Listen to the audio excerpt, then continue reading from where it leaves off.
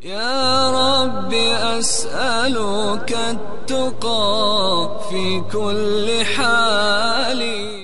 السلام علیکم ورحمۃ اللہ وبرکاتہ. الحمد للہ وحدہ والصلاة والسلام علی من لا نبی بعدہ. اعوذ باللہ السمیع العلیم من الشیطان الرجیم.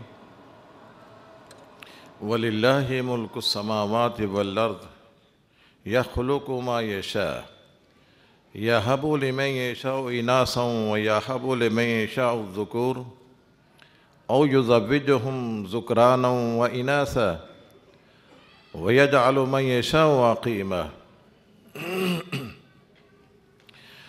معزز حاضرین، آپ نے عنوان سن لیا ہے کہ نو مولود سے عقیقہ تک. میں اپنا عنوان شروع کرنے سے قبل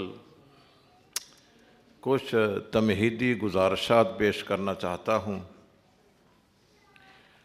اللہ تبارک و تعالیٰ نے اپنے بندوں کا وصف اس طرح بیان کیا ہے: فبشر عباد، اے میرے حبیب آپ میرے بندوں کو خوشخبری سنا دیں. الذین یستمعون القول فیتبعون احسنہ، جو بات کو بڑے انہماک، بڑی توجہ اور بڑے غور سے سنتے ہیں. فیتبعون احسنہ، پھر جو اچھی بات ہوتی ہے اسے زندگی کا حصہ بناتے ہیں، اس کی پیروی کرتے ہیں. اللہ نے ایسے لوگوں کے بارے میں فرمایا ہے: اولئک الذین ھداھم اللہ، یہ وہ لوگ ہیں جو اللہ کے ہاں ہدایت یافتہ ہیں. واولئک ھم اولو الالباب، اور یہی وہ لوگ ہیں جو عقل مند، صاحب بصیرت اور دانا ہیں. تو مجھے امید ہے کہ آپ حضرات جو یہاں جمع ہیں وہ اس لیے تو نہیں جمع ہوئے کہ خطیب کی بات کو سن لیا جائے، کسی مقرر کی تقریر کو سن لیا جائے اور اس کی آواز آپ کے کانوں سے ٹکرائے اور فضا میں تحلیل ہو جائے. یقیناً آپ حضرات نے یہ اہتمام جو کیا ہے وہ اس لیے کیا ہے کہ جو اچھی بات ہوگی آپ اس پر عمل پیرا ہوں گے اور اسے زندگی کا حصہ بنائیں گے. محترم سامعین، دوسری بات یہ ہے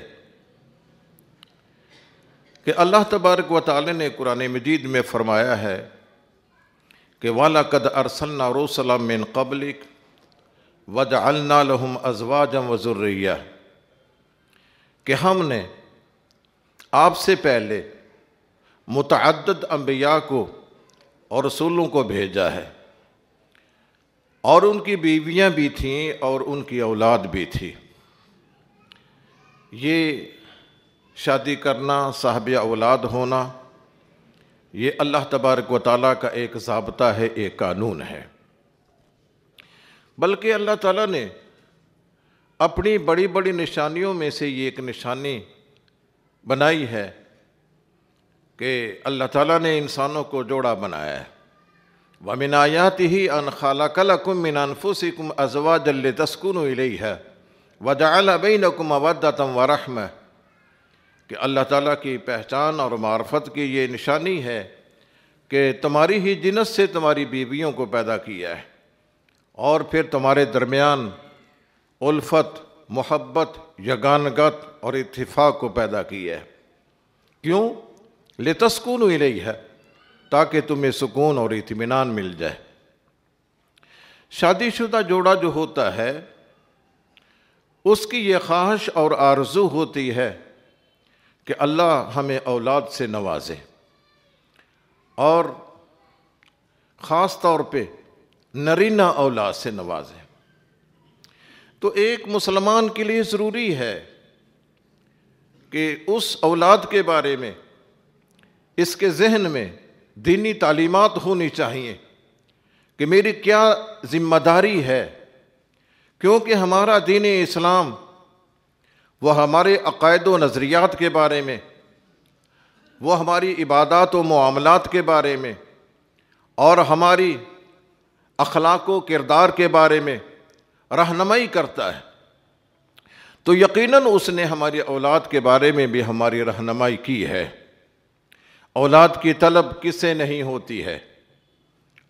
انبیاء کرام اولاد کے طالب رہے ہیں۔ سیدنا ابراہیم علیہ السلام اللہ سے دعا کرتے ہیں، رب ہب لی من الصالحین، اے اللہ مجھے نیک فرزند عطا فرما۔ اور حضرت زکریا علیہ السلام دعا کرتے ہیں، رب لا تذرنی فردا وانت خیر الوارثین، اے اللہ مجھے اکیلا نہ رہنے دینا، تو بہترین وارث۔ تو یہ انبیاء کرام جو ہیں وہ اپنے لیے اللہ سے اولاد کی دعا کرتے ہیں، اور یہ کچھ خواہش ناجائز بھی نہیں ہے، خاص طور پر نرینہ اولاد کی خواہش۔ اور یہ اس لیے بھی ہم خواہش رکھتے ہیں کہ اس سے اللہ تبارک و تعالیٰ نے ہماری دنیا میں بقا اور دنیا میں ہماری نسل چلانی ہے۔ اللہ تعالیٰ قرآن مجید میں فرماتے ہیں، وَالَّذِي خَلَقَ مِنَ الْمَاءِ بَشَرًا فَجَعَلَ مِنْهُ نَسَبًا وَسِحْرًا، اللہ تعالیٰ نے تمہیں پانی سے پیدا کیا ہے اور اس سے نسب کو چلایا ہے، سسرالی رشتے کو چلایا ہے۔ اگر بیٹا ہے تو اس سے نسب چلتا ہے، اگر بیٹی ہے تو اس سے سسرالی رشتہ چلتا ہے۔ عام طور پہ ہمارے ہاں یہ ذہن پایا جاتا ہے کہ ہم بچی کی پیدائش پر اتنے خوش نہیں ہوتے ہیں اور لڑکے کی پیدائش پر خوشیاں منائی جاتی ہیں۔ یہ سوچ اور فکر اسلام کے خلاف ہے۔ اولاد کی طلب، بالخصوص نرینہ اولاد کی طلب تو ہونی چاہیے، لیکن یہ میرے اللہ کے میں اختیار ہے کہ وہ کس کو لڑکے دیتا ہے، کس کو لڑکیاں دیتا ہے، کس کو ملی جلی اولاد دے دیتا ہے۔ وَيَجْعَلُ مَن يَشَاءُ عَقِيمًا، کو زندگی بھر اس اولاد سے محروم رہتے ہیں۔ انبیاء کرام میں ہمیں معلوم ہوتا ہے کہ کچھ نبی ایسے ہیں جن کے بیٹے ہی بیٹے تھے، اور کچھ انبیاء ایسے ہیں جن کی بیٹیاں ہی بیٹیاں تھیں، اور کچھ ایسے بھی ہیں جن کو بیٹے بھی ملے ہیں اور بیٹیاں بھی ملی ہیں۔ اس لیے اگر کوئی قابل علاج ہے اس کو علاج کرانا چاہیے۔ بانجھ پن یہ ایک قابل علاج مرض ہے۔ تو یہ نہیں ہے کہ انسان یہ کہے کہ میں اللہ کی تقدیر پر راضی ہوں۔ رسول اللہ صلی اللہ علیہ وسلم کا فرمان ہے کہ اللہ کے بندو مرض کا علاج کرو، دوا دارو کرو، علاج معالجہ کرنے میں کوئی حرج نہیں ہے۔ اگر کوئی جوڑا بانجھ ہے تو اپنا علاج کرا سکتا ہے، اور اگر کسی کے گھر بچیاں پیدا ہوتی ہیں تو یہ بھی قابل علاج مرض ہے۔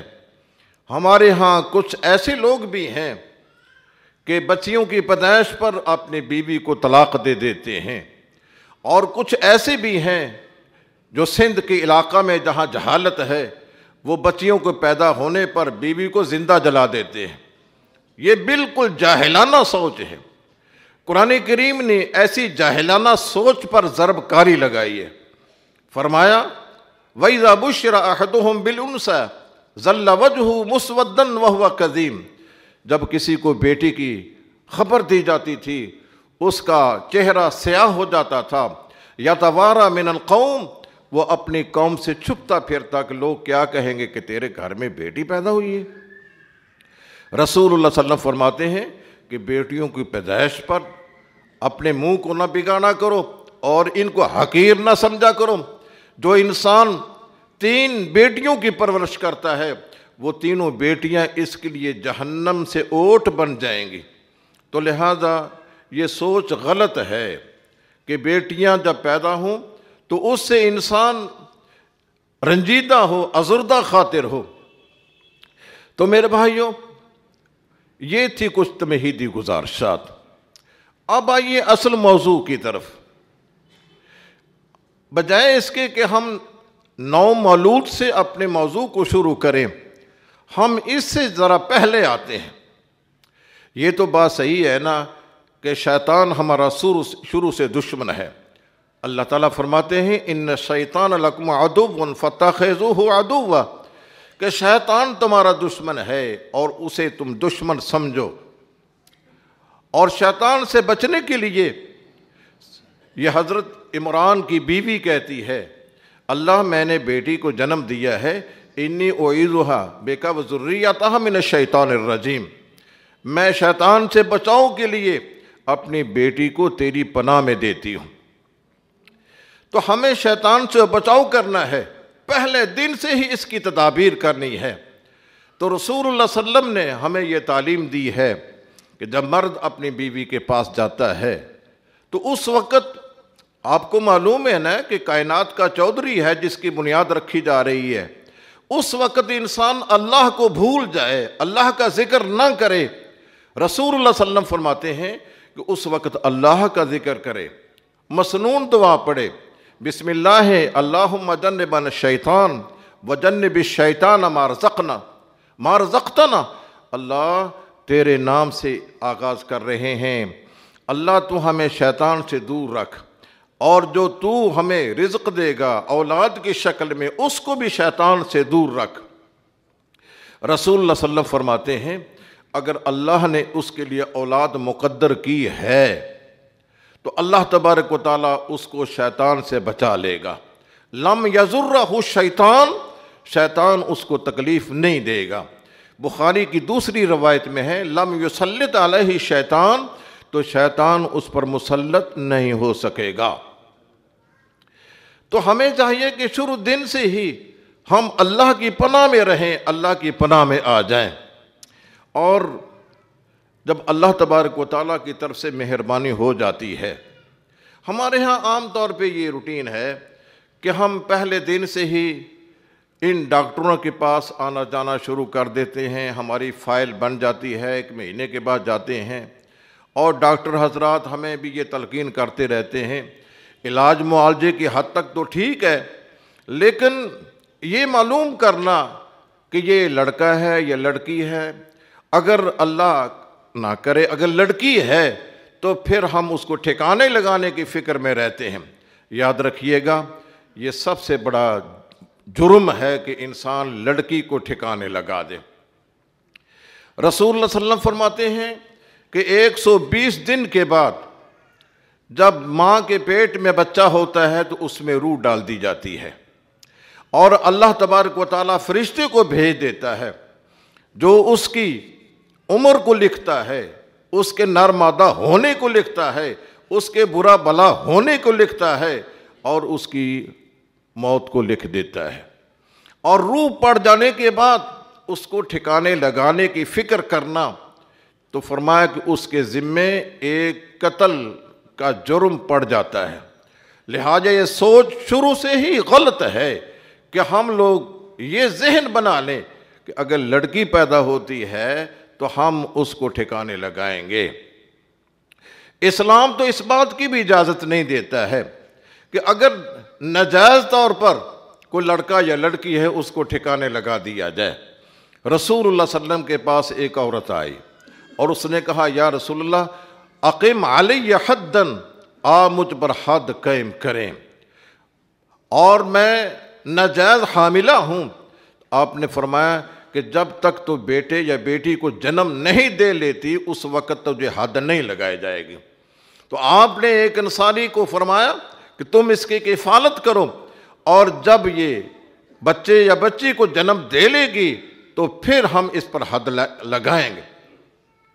اسی طرح ماعز بن مالک، انہوں نے جس کے ساتھ بدکاری کی تھی وہ عورت بھی آپ کے پاس آتی ہے اور اس نے بھی یہی کہا ہے یا رسول اللہ مجھ پر حد لگائیے۔ آپ نے فرمایا کہ نہیں، بے شک ناجائز بچہ ہے لیکن ہم یہ جرم نہیں کرتے ہیں۔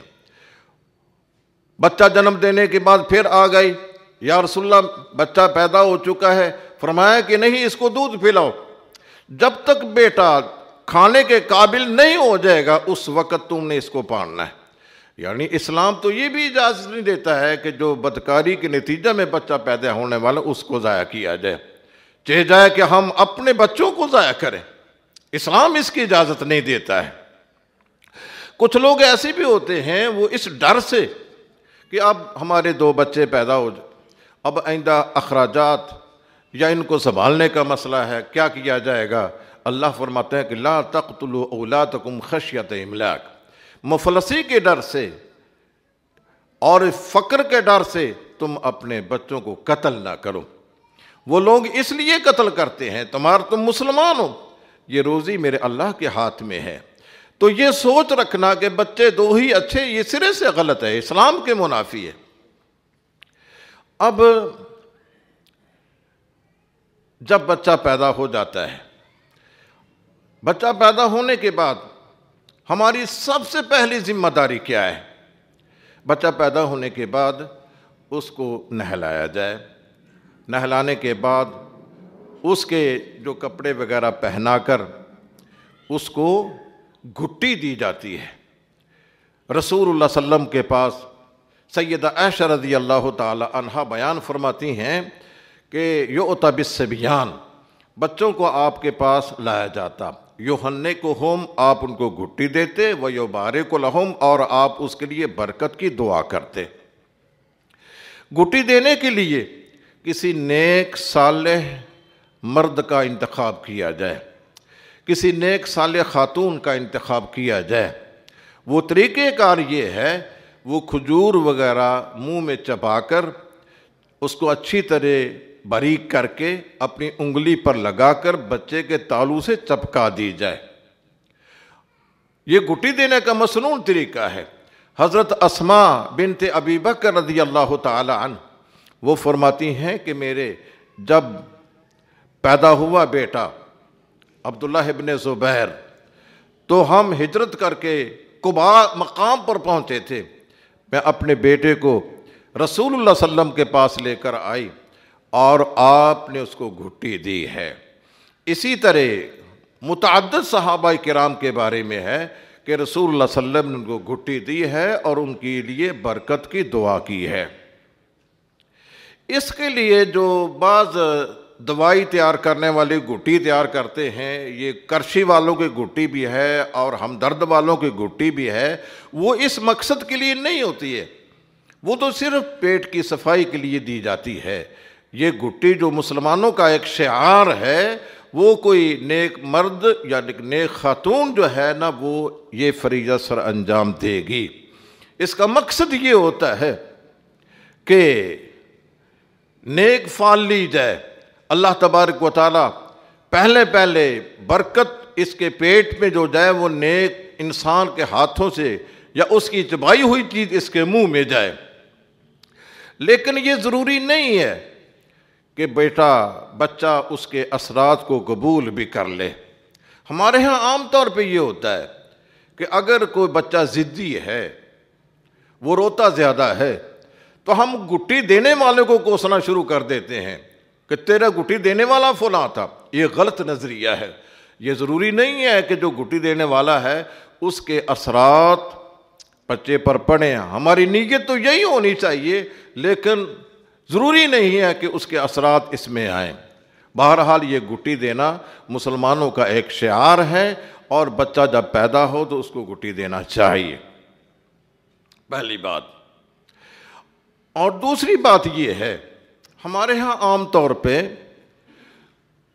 بچہ جب پیدا ہوتا ہے تو اس کے دائیں کان میں اذان دی جاتی ہے اور بائیں کان میں اقامت کہی جاتی ہے، اور اس سلسلہ میں کچھ روایات بھی پیش کی جاتی ہیں۔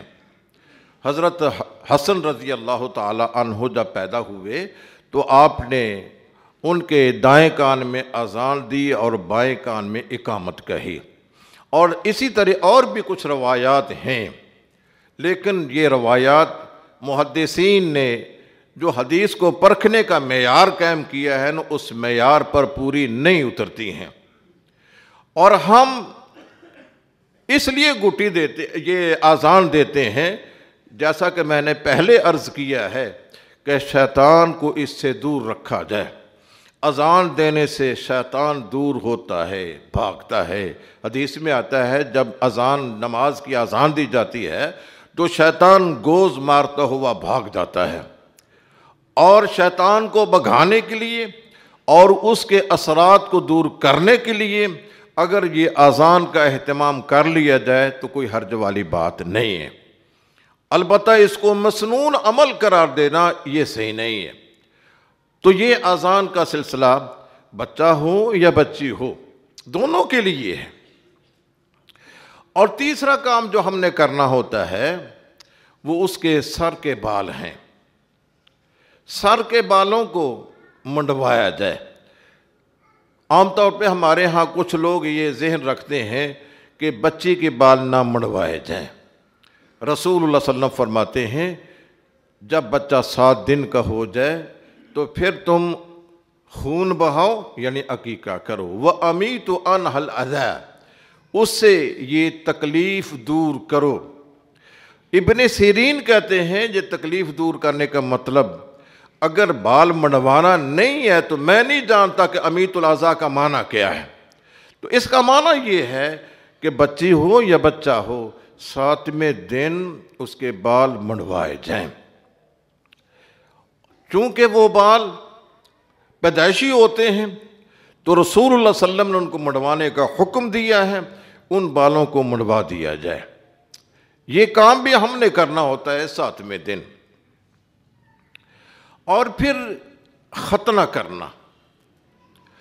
ختنے کے بارے میں رسول اللہ صلی اللہ علیہ وسلم فرماتے ہیں کہ 5 چیزیں جو ہیں وہ امور فطرت ہیں، ان میں سے ایک ختنہ کرنا ہے۔ رسول اللہ صلی اللہ علیہ وسلم کے پاس ایک آدمی آیا، وہ مسلمان ہونا چاہتا تھا، غالباً اس کا نام قریب ہے۔ تو رسول اللہ صلی اللہ علیہ وسلم نے فرمایا جاؤ الق عنک شعر الکفر واختتن، یہ کفر کے بال جو ہیں ان کو بھی دور کرو اور ختنہ بھی کراؤ۔ تو یہ ختنہ کرانا جو ہے ہمارے مسلمانوں کا ایک شعار ہے، ایک پہچان ہے۔ تو ختنہ کرانا جو ہے خواہ آپ کسی ڈاکٹر کی خدمات لے لیں یا آپ کسی حجام سے کروا لیں، بہرحال یہ ختنہ ہونا چاہیے۔ اس کے لیے کوئی عمر کی قید کیا ہے؟ حضرت ابن عباس رضی اللہ تعالی عنہ سے پوچھا گیا کہ جب رسول اللہ صلی اللہ علیہ وسلم کی وفات ہوئی ہے تو آپ کی عمر کیا تھی؟ وہ فرماتے ہیں کہ انا مختون، میں اس وقت ختنہ میرا ہو چکا تھا، اور ہمارے ہاں ختنہ اس وقت کیا جاتا تھا جب وہ قریب البلوغ ہوتا۔ تو بچے کا ختنہ جو ہے وہ بہتر یہ ہے کہ 7ویں دن کر دیا جائے۔ اگر کوئی ڈاکٹر کہتا ہے کہ اب بچے کی صحت اس بات کی اجازت نہیں دیتی ہے کہ اس کا ختنہ کیا جائے تو اس کو ڈیلے بھی کیا جا سکتا ہے، آپ 7ویں دن کے بعد بھی کر سکتے ہیں۔ جب بھی موقع ملے تو اس کا ختنہ ضرور کرنا چاہیے۔ یہ اللہ تبارک و تعالیٰ کی قدرت ہے کہ رسول اللہ صلی اللہ علیہ وسلم فرماتے ہیں قیامت کے دن جب تم اکٹھے، اللہ تعالیٰ تمہیں اکٹھا کرے گا نا، تم مادرزاد شکل میں آؤ گے، جس طرح تمہیں ماں نے جنم دیا ہے نا اسی حالت تم نے آنا ہے۔ اور وہاں یہ الفاظ ہیں کہ تم غیر مختون اکٹھے ہو، تمہارے ختنے نہیں ہوں گے۔ تو اس کا مطلب یہ ہے کہ ختنہ کرتے وقت جو گوشت کا ٹکڑا اتار کر ہم اس کو پھینک دیتے ہیں لیکن اللہ کی نظر میں وہ رہتا ہے۔ اللہ تبارک و تعالیٰ قیامت کے دن جب ہمیں اکٹھا کرے گا تو وہ گوشت کا ٹکڑا جو اتار کر پھینکا گیا تھا نا، اللہ اس کو بھی جمع کر کے ایک انسان کے ساتھ لگا کر اسی حالت میں انسان کو جمع کریں گے۔ حضرت ابراہیم علیہ السلام، صحیح بخاری میں یہ روایت آتی ہے کہ ان کی عمر 80 برس کی تھی جب ان کو ختنے کا حکم دیا گیا۔ وہ قدوم جگہ وہاں آپ نے ختنہ کیا ہے۔ تو یہ ختنہ کنانا جو ہے یہ ہمارے مسلمانوں کا ایک شعار اور مسلمانوں کا ایک ماٹو ہے۔ اور پھر نام رکھنا، نام رکھنے میں ہدایات یہ ہیں، یہ دیکھیں قیامت کے دن انسان کو آواز دی جائے گی، نام اور ولدیت کے ساتھ پکارا جائے گا۔ تو نام رکھنے میں کچھ ہدایات ہیں۔ رسول اللہ صلی اللہ علیہ وسلم فرماتے ہیں کہ اللہ کو جو پسندیدہ نام ہے وہ عبداللہ ہے اور عبد الرحمن۔ یہ پسندیدہ نام کیوں ہیں؟ وہ اس لیے ہے کہ بندہ جو عبد ہے، عبادت کرنے والا ہے، اس صفت کا اظہار اس سے ہو رہا ہے، اور اللہ جو معبود ہے یہ عبداللہ کا نام رکھنے سے، عبد الرحمن کا نام رکھنے سے اللہ کے معبود ہونے کی جو صفت لازمہ ہے اس کا اظہار ہوتا ہے۔ یہ صرف عبداللہ اور عبد الرحمن کو اللہ نے پسند کیوں کیا ہے؟ قرآن کریم میں اللہ تعالیٰ نے عبد کی نسبت اللہ کی طرف کی ہے۔ وَأَنَّهُ لَمَّا قَامَ عَبْدُ اللَّهِ يَدْعُوهُ قَادْ يَكُونُونَ عَلَيْهِ لِبَادًا۔ یہ عبداللہ کہ جب اللہ کا بندہ ہمارا کھڑا ہوتا ہے نا تو یہ لوگ اس کے گرد جمع ہو جاتے ہیں، اس پر لپکنے کے لیے، اس کو ہٹانے کے لیے۔ یہ عبد کی نسبت اللہ کی طرف کی گئی ہے۔ اور دوسرے مقام پر اللہ نے عباد الرحمن کے اوصاف بیان کیے ہیں، اس عبد کو رحمان کی طرف نسبت کیا گیا ہے۔ وَعِبَادُ الرَّحْمَنِ الَّذِينَ يَمْشُونَ عَلَى الْأَرْضِ هَوْنًا۔ اس لیے اللہ کے ہاں یہ پسندیدہ نام ہے۔ اللہ تبارک و تعالیٰ کے بے شمار نام ہیں، ان کے ساتھ عبد لگا لیا جائے تو یہ نام عبد الرحیم، عبد الرحمن، عبداللہ، عبد القیوم یہ نام رکھے جا سکتے ہیں۔ اور پہلی کیٹاگری یہی ہونی چاہیے کہ عبد لگا کر آگے اللہ کا نام لگا دیا جائے۔ دوسرا یہ ہے کہ انبیاء کرام جو ہیں، انبیاء کے نام پر نام رکھا جائے۔ انبیاء کے نام پر نام رکھنے کی حکمت یہ ہے، اس سے انبیاء کی یاد تازہ رہتی ہے، ان کی سیرت اور کردار تازہ ہوتا رہتا ہے، اور ہمیں پتہ چلتا ہے کہ انبیاء کیا لے کر آئے تھے۔ اس لیے انبیاء کے نام پر نام رکھنا یہ مشروع ہے، مستحب ہے، پسندیدہ ہے۔ حضرت رسول اللہ صلی اللہ علیہ وسلم کی ایک باندی ماریہ تھی، ان کے ہاں جب بچہ پیدا ہوا تو رسول اللہ صلی اللہ علیہ وسلم فرماتے ہیں، صبح کی نماز کے بعد آپ نے فرمایا آج رات مجھے اللہ نے بیٹا دیا ہے، وَسَمَّيْتُهُ بِاسْمِ أَبِي إِبْرَاهِيمَ، میں نے اپنے بچے کا نام اپنے باپ ابراہیم کے نام پر رکھا ہے۔ تو ابراہیم چونکہ ایک جلیل القدر نبی ہیں، جد الانبیاء ہیں، تو آپ نے ان کے نام پر اپنے بیٹے کا نام رکھا ہے۔ حضرت عبداللہ ابن سلام رضی اللہ تعالی عنہ، ان کے ہاں جب بیٹا پیدا ہوا تو وہ رسول اللہ صلی اللہ علیہ وسلم کے پاس ان کو لے کر آیا، فَسَمَّاهُ یوسف، تو رسول اللہ صلی اللہ علیہ وسلم نے اس کا نام یوسف رکھا۔ اس لیے یہ انبیاء کرام کے نام پر نام رکھا جا سکتا ہے۔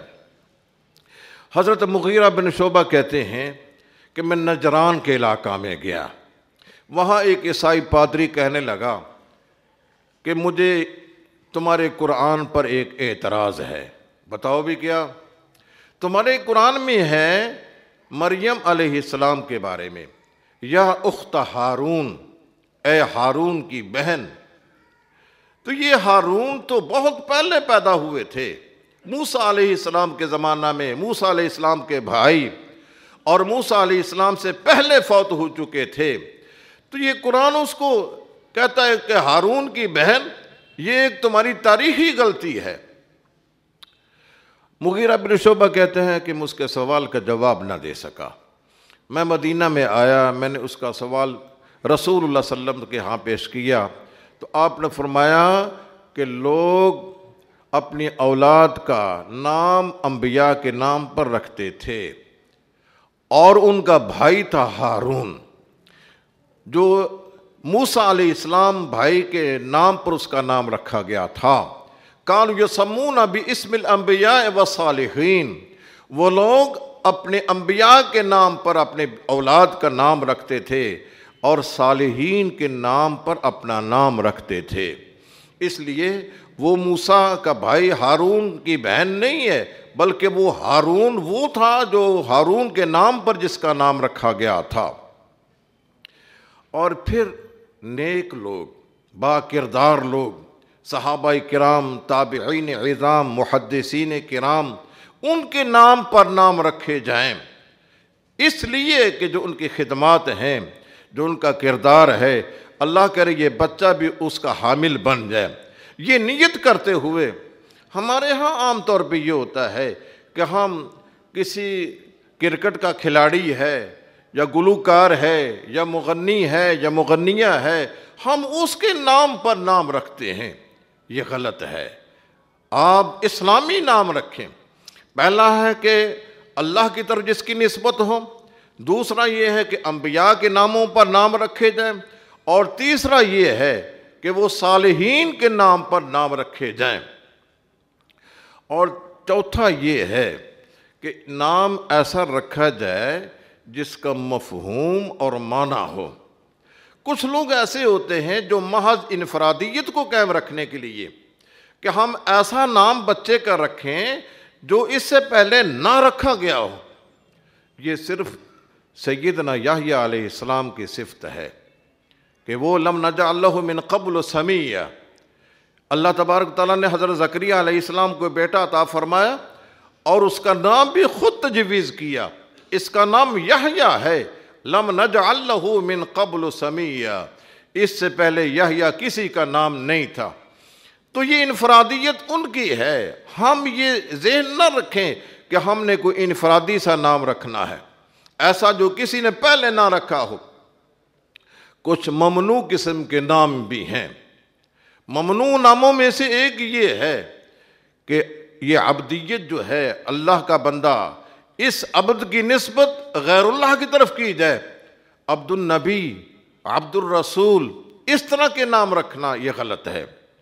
اسی طرح کسی پیر کی طرف نسبت کی جائے، یہ غلام فرید نام رکھا جائے، پیراں دتا نام رکھا جائے، غوث بخش نام رکھا جائے، یہ بھی غلط ہے۔ اللہ دینے والا ہے اور نسبت پیروں کی طرف کی جائے، ایسے نام نہیں ہونے چاہیے۔ اسی طرح جو بڑے بڑے جابر، ظالم، ان کے نام پر نام رکھنا، کیسر یہ روم کا بادشاہ ہے، کسریٰ یہ ایران کا بادشاہ ہے، ہرقل یہ نام رکھنا، پرویز پتہ ہے کون ہے؟ رسول اللہ صلی اللہ علیہ وسلم نے جب ایک خط لکھا تھا تمام بادشاہوں کو، ایک خط ایران بھیجا، اسلم تسلم، مسلمان ہو جاؤ تمہارا بچاؤ ہو جائے گا۔ تو رسول اللہ صلی اللہ علیہ وسلم کا خط ایک ایران کے بادشاہ کسریٰ کو بھی پہنچا، اس نے غصے میں آ کر رسول اللہ صلی اللہ علیہ وسلم کے خط کو پھاڑ دیا۔ جب اللہ کے رسول کو یہ اطلاع ملی، فرمایا کہ اس نے میرے خط کو نہیں پھاڑا ہے، اپنی حکومت کو ٹکڑے ٹکڑے کر دیا ہے۔ وہ خط کو پھاڑنے والا وہ پرویز تھا، اس لیے پرویز نام رکھنا، ہرقل نام رکھنا، فرعون نام رکھنا، اور اسی طرح کیسر نام رکھنا، ان ظالم جابر کافروں کے نام پر نام رکھنا یہ بھی صحیح نہیں ہے۔ تو ناموں کے بارے میں کچھ یہ ہدایات تھیں۔ تو اسی طرح کچھ لوگ ایسے ہوتے ہیں جو قرآنی صورتیں ہیں ان کے نام پر نام رکھ لیتے ہیں، خواہ ان کا کوئی معنی نہ بھی بنتا ہو۔ ہم اپنی بچیوں کے نام اقرا رکھ لیتے ہیں۔ اقرا تو ایک یہ ہے کہ اللہ کے نام سے پڑھو، اقرا نام رکھنا یہ قرآنی نام نہیں ہے۔ اسی طرح کچھ طٰہٰ، یاسین، الف لام میم، حامیم، یہ قرآنی سورت، ان کا معنی ہی نہیں ہے، ان کے معنی کو اللہ کے علاوہ اور کوئی نہیں جانتا ہے۔ اللہ اعلم بمرادہ، یہ حروف مقطعات ہیں، ان کے ناموں پر نام رکھنا یہ بھی صحیح نہیں ہے۔ تو یہ تھی کچھ ناموں کے بارے میں۔ کچھ لوگ ایسے بھی ہوتے ہیں کو اپنا کسی کا بچہ لے کر پال لیتے ہیں، لے پالک جسے کہتے ہیں، اور لے پالک بچے کی ولدیت پھر اپنے نام کرا لیتے ہیں، یہ بھی غلط ہے۔ وہ بچہ آپ کسی کا لے کر پالتے ہیں نا، وہ ولدیت اسی باپ کی رہے گی جس کا وہ ہے، ایسا نہیں ہے۔ اللہ فرماتے ہیں ادعوہم لآبائہم، تم ان کے باپوں کے نام سے پکارو۔ امام بخاری نے یہ عنوان قائم کیا ہے، قیامت کے دن جب کسی کو پکارا جائے گا اس کے اپنے اصلی نام سے اور اس کے باپ کے نام سے پکارا جائے گا۔ کچھ لوگ یہ بھی کہتے ہیں کہ قیامت کے دن اللہ تعالیٰ ماؤں کے نام سے آواز دے گا۔ کیوں؟ اس لیے کچھ بچے ایسے ہوتے ہیں جو ماں نے غلط کاری کے نتیجہ میں پیدا ہوئے، ان پر پردہ رکھنے کے لیے ماں کے نام سے پکارا جائے گا، تاکہ معاشر کے میدان میں باپ کا نام لے کر اس بچے کی ذلت نہ ہو۔ یہ غلط ہے۔ قرآن کریم تو یہی کہتا ہے اور احادیث میں بھی یہی ہے کہ باپ کے نام سے ہی پکارا جائے گا، ماں کے نام سے نہیں پکارا جائے گا۔ اس لیے جو لیپالک بچہ ہے نا، اس کی ولدیت نہیں بدلنی چاہیے۔ یہ تو تھا نام کے بارے میں۔ اب آخری بات جو ہے وہ یہ ہے کہ بچے کا عقیقہ کیا جائے۔ عقیقے کو عقیقہ کیوں کہتے ہیں؟ وہ عقیقہ اصل میں وہ بال ہوتے ہیں جو بچے کے سر پر اگتے ہیں، اس کو عقیقہ کہا جاتا ہے۔ چونکہ وہ کاٹے جاتے ہیں 7ویں دن، ان کے کاٹنے کی بنا پر چونکہ اسی دن کاٹے جاتے ہیں، اس لیے اس جانور کا نام بھی عقیقہ رکھ دیا جاتا ہے جو اس کی طرف سے ذبح کیا جاتا ہے۔ عقیقہ کا نام ہے کاٹنا، یا اس کے گوشت کو ذبح کر کے اس کے ٹکڑے کیے جاتے ہیں، جو اس کی رگیں کاٹی جاتی ہیں، اس بنا پر اس کو عقیقہ کہا جاتا ہے۔ اس عقیقے کی حیثیت کیا ہے؟ کیا یہ فرض ہے، مسنون ہے، یا کیا ہے؟ اس کے بارے میں 3 موقف ہیں۔ کچھ لوگ کہتے ہیں اہل علم کہ یہ واجب ہے۔ کیوں واجب ہے؟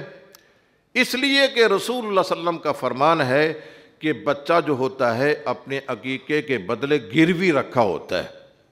آپ جانتے ہیں کہ میں نے اگر کسی کو قرضہ دیا ہے تو میں اسے کوئی چیز لے لیتا ہوں، گروی رکھ لیتا ہوں، زمین گروی رکھ لیتا ہوں، یا کوئی اس کا مکان گروی رکھ لیتا ہوں، اس کو چیز گروی رکھ لیتا ہوں۔ ظاہر ہے کہ وہ آدمی جس کی چیز میں نے اپنے پاس گروی رکھی ہے وہ اس وقت تک اس سے فائدہ نہیں اٹھا سکتا ہے جب تک وہ فکے رہن نہیں کرا لیتا ہے، وہ پیسے دے کر اپنی چیز واپس نہیں لے سکتا ہے۔ تو بچہ اس عقیقے کے عوض گروی رکھا ہوا ہے، وہ قیامت کے دن بچے نے آپ کی سفارش نہیں کرنی ہے، وہ اس کے اعمال کا ثواب آپ کے کھاتے میں نہیں لکھا جائے گا جب تک آپ اس کا عقیقہ نہیں کریں گے۔ ایک تو یہ ہے نا کہ آپ کے پاس ہمت نہیں ہے عقیقہ کرنے کی، تو وہ ایک الگ مسئلہ ہے۔ کوئی اس طرح کے لوگ بھی ہوتے ہیں کہ عقیقہ کرنے کی حیثیت ہے، پیسہ موجود ہے، لیکن پھر بھی وہ عقیقہ نہیں کرتے ہیں۔ تو ایسے لوگوں کے بارے میں آپ ذہن میں رکھیں کہ بچے کا ثواب قیامت کے دن اس کے کھاتے میں اس وقت چڑھے گا جب یہ اس کا عقیقہ کرے گا۔ ایک نمبر 2 یہ ہے کہ رسول اللہ صلی اللہ علیہ وسلم نے حکم دیا ہے عقیقہ کرنے کا، کہ عقیقہ کرو، امرنا ان نعق، کہ ہم اس کا عقیقہ کریں۔ رسول اللہ صلی اللہ علیہ وسلم نے حسنین کا عقیقہ کیا تھا، اس لیے ہمارے نزدیک عقیقہ ایک فرض ہے۔ کچھ لوگ اس کو مسنون کہتے ہیں، اور کچھ حضرات ایسے بھی ہیں جو عقیقے کو مکروہ کہتے ہیں۔ کیوں مکروہ کہتے ہیں؟ ابو داود کی روایت ہے کہ اللہ تبارک و تعالیٰ کو عقوق پسند نہیں ہے، یعنی عقوق عقیقہ سے نکلا ہے، تو چونکہ عقیقہ عقوق معنی نافرمانی کرنا ہے، اور اللہ تعالیٰ کو یہ نام پسند نہیں ہے، تو یہ نام کا پسند کرنا ایک الگ مسئلہ ہے، جانور کا ذبح کرنا ایک دوسرا مسئلہ ہے۔ صرف اس کو بنیاد بنا کر کہنا کہ عقیقہ کرنا ہی مکروہ ہے، یہ غلط ہے۔ بلکہ میں تو یہ کہتا ہوں یہ احادیث میں تحریف ہے۔ اس کا معنی بھی یہ نہیں ہے کہ اللہ تعالیٰ کو عقوق یعنی عقیقہ ناپسند ہے۔ عقوق کا معنی ہے کاٹنا۔ اس کا اللہ یہ کہتے ہیں کہ بچہ جو ہوتا ہے نا، اس کا عقیقہ کر کے صلہ رحمی کا ثبوت دیا جائے، اس کو خاندان سے کاٹا نہ جائے۔ اس لیے آپ نے فرمایا کہ اللہ کو یہ عقوق پسند نہیں ہے۔ تو ایسا نہیں ہے کہ بچے کا عقیقہ نہ کرنا ہی اللہ تعالیٰ کو پسند، عقیقہ کرنا چاہیے، ہمارے نزدیک یہ فرض ہے۔ بعض لوگ ایسے ہوتے ہیں یہ عقیقہ 7ویں دن کیا جاتا ہے، بعض لوگ ایسے ہوتے ہیں وہ یہ کہتے ہیں حیثیت موجود ہے، جانور بھی موجود ہیں، لیکن یہ آج دن یہ ہے کہ ہمیں چھٹی نہیں ہے، ہم اتوار کے دن عقیقہ کر لیں گے، اس دن اتوار کے دن وہ 8 دن کا، 9 دن کا، 10 دن کا ہو جاتا ہے۔ اگر انسان 7ویں دن عقیقہ نہیں کرتا ہے اس عذر کی بنا پر، اس بہانے کی بنا پر کہ آج ہمیں چھٹی نہیں ہے یا کاروبار سے چھٹی کرنا پڑے گی، تو اس کے نزدیک اس سنت کی کوئی اہمیت نہیں ہے۔ وہ عام صدقہ تو ہو سکتا ہے لیکن عقیقہ نہیں ہے۔ اس لیے عقیقہ 7ویں دن ہی کرنا چاہیے، نہ اس سے پہلے ہو سکتا ہے نہ اس کے بعد ہو سکتا ہے۔ ہمارے ہاں کچھ روایات مشہور ہیں کہ اگر عقیقہ 7ویں دن نہیں کیا جاتا ہے تو تم اس کو 15ویں دن کر لو یا 21ویں دن کر لو۔ اگرچہ احادیث میں اس کا ذکر آتا ہے لیکن وہ روایات محدثین کے معیار پر پوری نہیں اترتی ہیں، لہٰذا عقیقہ جو ہے نا یہ 7ویں دن ہی ہے۔ اچھا، پھر اس عقیقے میں کون سا جانور ہم نے ذبح کرنا ہے؟ رسول اللہ صلی اللہ علیہ وسلم نے جو عقیقے میں جانور ذبح کیا ہے نا وہ چھوٹا جانور ہے، مینڈا، اور چھوٹے جانوروں میں یہ بکری بھی آ جاتی ہے، بھیڑ بھی آ جاتی ہے، دمبا بھی آ جاتا ہے، یہ مینڈا بھی آ جاتا ہے، اور یہ چھوٹا جانور کرنا چاہیے۔ ہمارے ہاں عام طور پہ یہ ہوتا ہے، ہمارے جو خاندان والے زیادہ ہیں اس لیے ان 2 بکروں سے تو ان کی دعوت نہیں ہو سکے گی، بڑا جانور کرتے ہیں۔ اور کچھ لوگ اس طرح کے بھی ہوتے ہیں، وہ ایک گائے کو ذبح کرتے ہیں، ایک گائے کو ذبح کر کے 3 لڑکے اور 1 لڑکی، وہ اس طرح وہ 4 کا کر دیتے ہیں، کیونکہ عقیقے میں 2 جانور دیے جاتے ہیں لڑکے کی طرف سے اور 1 جانور ہے لڑکی کی طرف سے۔ وہ یہ سمجھتے ہیں کہ عقیقہ قربانی کی طرح جس طرح حصے ہوتے ہیں نا، یہ عقیقے میں بھی حصے ہو سکتے ہیں۔ وہ گائے ذبح کر کے 3 لڑکے، 2 حصے، 1 لڑکے کے 6 ہو گئے اور 1 لڑکی، اس طرح 7 حصے بنا کر عقیقہ کر دیتے ہیں، یہ غلط ہے۔ اور اونٹ کے 10، یہ بھی غلط ہے کہ آپ کے ہاں 5 بیٹے ہیں تو آپ یہ اونٹ کو ذبح کر دیں، یہ غلط ہے۔ میں کیوں غلط کہہ رہا ہوں؟ اس لیے کہہ رہا ہوں کہ سیدہ عائشہ رضی اللہ تعالی عنہا بیان کرتی ہیں کہ اللہ تبارک و تعالیٰ نے میرے بھائی کے ہاں بیٹا دیا، عبد الرحمن بن ابی بکر، اس کے ہاں بیٹا پیدا ہوا، تو انہوں نے اونٹ ذبح کیا، تو فرماتی ہیں اعوذ باللہ من الشیطان الرجیم معاذ اللہ، اپنے غصے کا اظہار کیا معاذ اللہ پڑھ کر، نعوذ باللہ، اللہ کے رسول چھوٹا جانور ذبح کریں اور تم بڑا جانور ذبح کرتے ہو، تو یہ بڑا جانور نہیں، چھوٹے جانور ذبح کریں۔ اگر آپ کا خاندان بڑا ہے تو آپ یوں کریں کہ یہ سنت کے مطابق 2 چھوٹے جانور بیٹے کی طرف سے اور 1 بیٹی کی طرف سے، تو اضافی طور پر کوئی جانور ساتھ ذبح کر لیں، اس کو عقیقے کا نام نہ دیں۔ خواہ آپ 2 گائیں کر لیں، 2 جانور بڑے کر لیں، تو اضافی طور پر ساتھ کیا تو جا سکتا ہے، لیکن جس کو آپ نے عقیقے کا نام دینا ہے وہ صرف چھوٹے جانور ہیں۔ اس عقیقے کے گوشت کے بارے میں ہمارے ہاں کچھ غلط فہمیاں ہیں۔ کچھ لوگ یہ کہتے ہیں کہ عقیقے کے جانور کا جو گوشت ہے نا اس میں ہڈیوں کو نہ توڑا دیں، بڑے بڑے گوشت کے پیس کر لیے جائیں۔ کیوں بھائی؟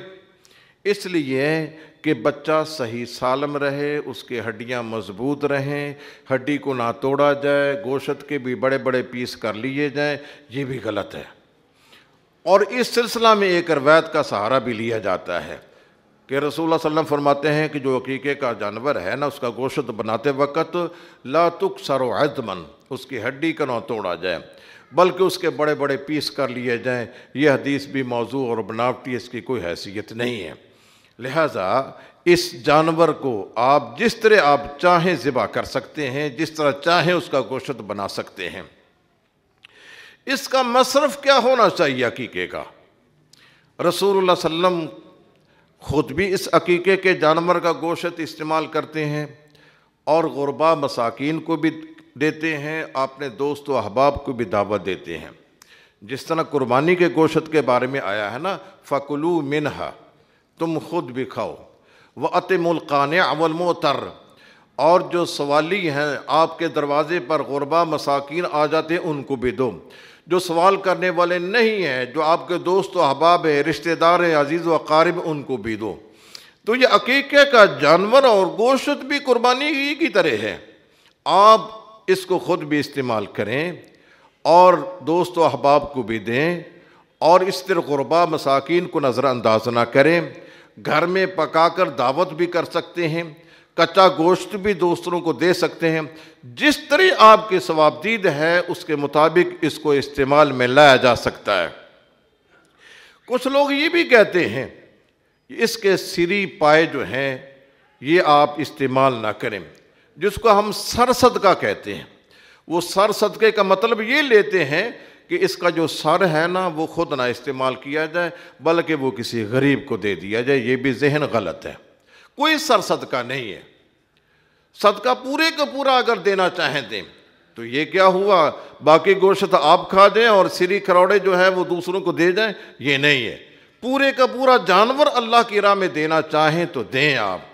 اللہ تبارک و تعالیٰ وہ اس طرح کا فقیر نہیں ہے کہ آپ کی سری کا محتاج ہے۔ آپ دیں، خوشی سے دیں، پورا جانور دیں، طلباء کو، غرباء کو، مساکین کو کھلائیں، لیکن یہ کہ صرف سری ہی دینے ہی ان کو، یہ نہیں ہے۔ تو یہ تھے کچھ عقیقے کے مسائل۔ ہم عقیقے کے سلسلہ میں بڑی افراط و تفرید کا شکار ہیں، تو عقیقے کے بارے میں جو رسول اللہ صلی اللہ علیہ وسلم کے ہدایات ہیں اس کو ہم نے سامنے رکھنا ہے، اور اس سلسلہ میں جو دینی تعلیمات ہیں بچے کے سلسلہ میں، اس کی پرورش کے سلسلہ میں، اس کو بھی آپ سامنے رکھیں۔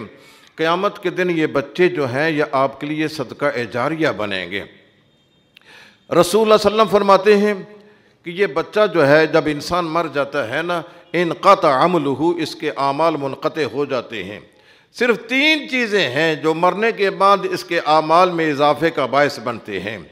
ایک صدقۃ جاریہ، صدقہ جاریہ، آپ نے کسی کو پمپ لگوا دیا ہے، مسجد بنوا دی ہے، میٹر لگوا دیا ہے جو دیر تک استعمال میں رہتا ہے، قرآن مجید لے کر دے دیے ہیں، احادیث کی کتابیں لے کر دے دی ہیں، تو یہ آپ کے دیر تک رہیں گی۔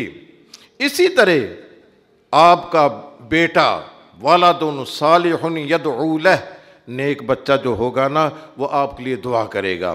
اس بچے کی صحیح تعلیم تربیت کا اہتمام کرنا یہ بھی ضروری ہے۔ دیکھیں حضرت جابر رضی اللہ تعالی عنہ وہ کہتے ہیں کہ جب میرے باپ فوت ہوئے نا تو انہوں نے مجھے کہا کہ بیٹا 2 باتیں ہیں، ایک تو یہ ہے کہ میرے ذمہ قرضہ ہے اس کو اتارنا ہے، ایک تیری یہ بہنیں ہیں ان کی تعلیم و تربیت کا خیال رکھنا ہے۔ تو انہوں نے قرضہ بھی ان کا اتارا ہے اور بہنوں کی تعلیم و تربیت کے لیے ایک بیوہ سے نکاح کیا ہے۔ رسول اللہ صلی اللہ علیہ وسلم نے فرمایا کہ جابر تم کسی کنواری سے رشتہ کر لیتے، بیوہ سے رشتہ کیوں کیا؟ تو وہ کہتے ہیں یا رسول اللہ میری چھوٹی چھوٹی بہنیں ہیں، اگر میں اسی طرح کے الڑ لڑکی گھر میں لے آتا کنواری تو ان کی تربیت کون کرتا؟ تو اس لیے ان کی تربیت کے پیش نظر میں نے یہ اپنے جذبات کی قربانی دی ہے۔ ہمارا یہ فرض ہے کہ ہم اپنی اولاد کی صحیح تربیت کریں اور ان کو اس قابل بنائیں کہ جب ہم مر جائیں تو کم از کم قبر پر آ کر ہمارے لیے دعا کر سکیں۔ یہ اولاد اللہ تعالیٰ نے فرمایا نا ربنا ہب لنا من ازواجنا وذریاتنا قرۃ اعین وجعلنا للمتقین اماما۔ آپ کی اولاد آپ کی آنکھوں کی ٹھنڈک اسی صورت میں بن سکتی ہے کہ وہ لوگ، وہ بچے آپ کے لیے صدقہ جاریہ بنے۔ قیامت کے دن دیکھیں اللہ تعالیٰ جب آپ کو جنت میں بھیجے گا، میں نیک بچے کیا مرتبہ اور مقام آپ کو بتلا رہا ہوں، باپ کا درجہ نیچے ہے، بیٹا اوپر ہے، تو اللہ تعالیٰ اس باپ کو اٹھا کر، اس ماں کو اٹھا کر بچے کے درجے کے پاس لے جائے گا۔